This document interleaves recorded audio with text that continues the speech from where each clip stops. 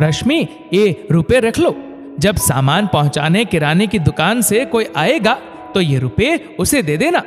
तुमने जो रसोई के सामान की लिस्ट बनाई थी ना, वह सारा सामान मैंने किराने की दुकान से मंगवा दिया है। ये कहते हुए अभी अभी दफ्तर से लौटे राजीव ने कुछ रुपए गिनकर अपनी पत्नी रश्मि के हाथ में थमा दिए। रश्मि राजीव के हाथ से रुपए लेकर वापस रसोई की ओर मुड़ी ही थी कि राजीव ने उसे अचानक फिर से टोक दिया। रश्मि, तुम ये रुपए भी फिलहाल अपने पास ही रख लो। जब माँ बाहर से टहल कर आए तब तुम अपने महीने भर के खर्च के लिए इनमें से 5,000 रुपए रख कर बाकी के रुपए उन्हें दे देना। ये कहते हुए राजीव ने अपनी जेब से निकालकर 500 के कई नोट रश्मि के हाथ में थमा दिए। ढेर सारे नोट हाथ में लेकर गिनती करती रश्मि अचानक अपने पति से एक सवाल कर बैठी। आप मुझे खर्च करने के लिए महीने में मात्र 5,000 रुपए देते हैं और हर महीने मम्मी जी को खर्च करने के लिए 15,000, ऐसा क्यों? रश्मि का यह सवाल सुनकर राजीव मुस्कुराया। कुछ बोला नहीं, लेकिन रश्मि कहां मानने वाली थी। आखिर मम्मी जी का ऐसा भी क्या खर्चा है जो आप उन्हें हर महीने पूरे 15,000 रुपए देते हैं? रश्मि, समझने की कोशिश करो। माँ ही हमेशा से इस घर को चलाती आई है, उन्हें दुनियादारी की समझ है, इसलिए मैं खर्च और बचत की सारी जिम्मेदारी माँ को देकर खुद को निश्चिंत महसूस करता हूँ। लेकिन ये काम तो मैं भी कर सकती हूँ। नहीं रश्मि, तुम्हें अभी से मैं इतना बोझ नहीं दे सकता। तुम आराम से रहो और फिलहाल ये रुपए अलमारी में रख दो। जब माँ बाहर से लौट कर आए तो उन्हें दे देना। ये कहते हुए राजीव मुंह हाथ धोकर फ्रेश होने गुसल खाने में चला गया। रश्मि बुझे मन से रुपए अलमारी में रखकर वापस रसोई की ओर जा ही रही थी कि वहीं रखे रश्मि के मोबाइल की अचानक घंटी बज उठी। मोबाइल स्क्रीन पर रश्मि की माँ अंजना जी का नंबर डिस्प्ले हो रहा था। हेलो माँ, कैसी हो? क्या बात है रश्मि, तेरी तबीयत तो ठीक है ना? रश्मि की आवाज में उदासी महसूस कर अंजना जी ने अपनी बेटी का हालचाल जानना जरूरी समझा। अपनी माँ के शब्दों में स्नेह महसूस कर रश्मि भी अपने मन का दुख अंजना जी संग साझा करने लगी। माँ, जिस घर में मेरी हैसियत एक कामवाली बाई से ज्यादा कुछ नहीं है, वहां मैं कैसे जी रही हूं, ये बात आप नहीं समझ सकती है। ये कैसी बातें कर रही है रश्मि? जहां तक मैं दामाद जी को जानती हूं, वो तो तुझे पलकों पर बिठा कर रखते हैं और तेरी सास भी तुझे किसी बात के लिए कभी नहीं टोकती है। फिर तुझे वहां दुख किस बात का है? माँ, आप कुछ नहीं जानती।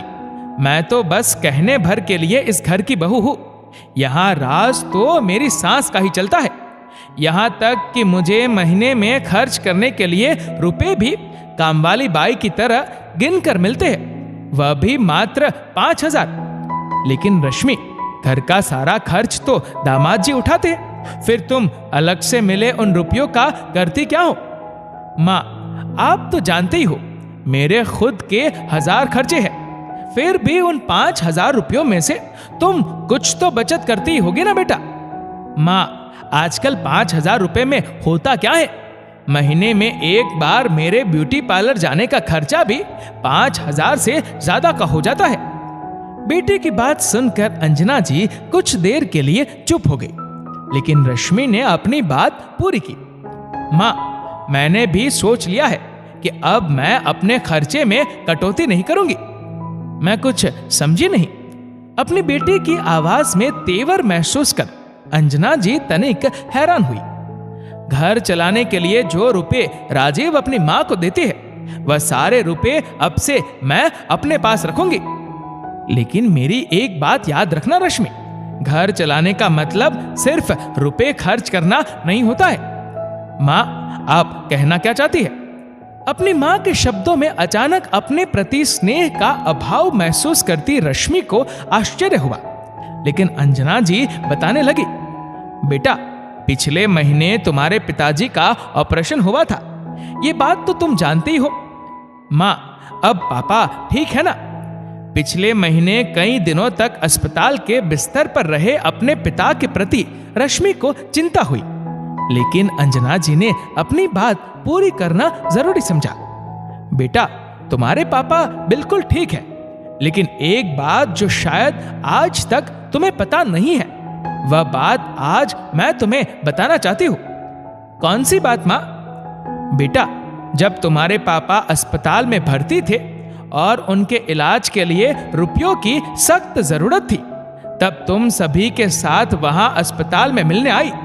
तुम्हारी सास ने बिना मांगे मेरे हाथ में 50,000 रुपए देकर हमारी मदद की थी। लेकिन माँ, घर की हर छोटी बड़ी जरूरत पूरी करने के बाद मेरी सास के पास इतने रुपए आते कहां से? बेटा, ये रुपए उनके पास आते हैं समझदारी से रुपए खर्च करने की वजह से, और यही समझदारी तुम्हें भी अपनी सास से सीखने की जरूरत है। अपनी माँ की बातों को ध्यान से सुनती और उनके शब्दों में छिपे मर्म को समझने की कोशिश करती रश्मि के मन में अपनी सास के प्रति आदर और उनके द्वारा किए जा रहे खर्च और बचत के प्रति अचानक सम्मान उत्पन्न हो गया था। दोस्तों, इस वीडियो को लेकर आपकी क्या राय है? नीचे कमेंट करके जरूर बताएगा। और अगर आपको वीडियो अच्छा लगा हो तो इस वीडियो को लाइक करेगा, शेयर करेगा ज्यादा से ज्यादा लोगों तक, और ऐसे ही और भी इंस्पिरेशनल वीडियोस के लिए सब्सक्राइब करें हमारे यूट्यूब चैनल को और फेसबुक पर फॉलो करें हमारे पेज को। धन्यवाद।